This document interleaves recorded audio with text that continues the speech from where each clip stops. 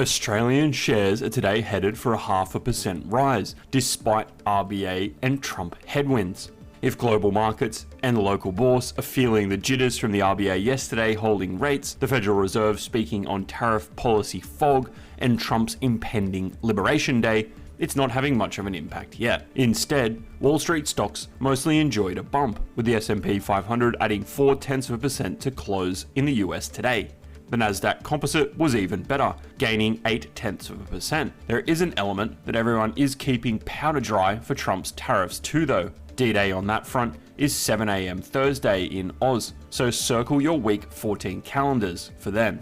Before all that Trump-led Liberation Day fireworks though, there's Wednesday's trade day to get through, and several companies are leading the way there. First up, Beach Energy CEO Brett Wood has warned cutting LNG exports to bolster East Coast supply would be an own goal by the coalition, and he shot barbs at any Aussie politicians who oppose local gas supply projects.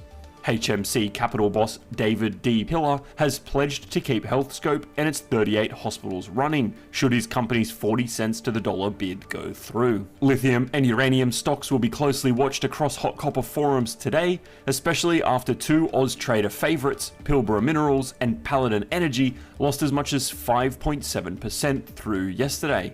Finally, as a market mover, RBA Assistant Governor Christopher Kent has a speech lined up for 10:25 AM today.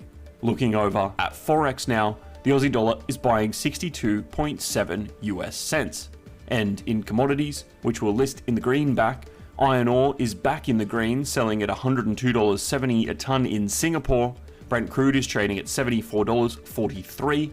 Gold has hovered around its same price, $3,131 per ounce, and US nat gas futures have dived as much as 4.1% to sell at around $3.95 per gigajoule.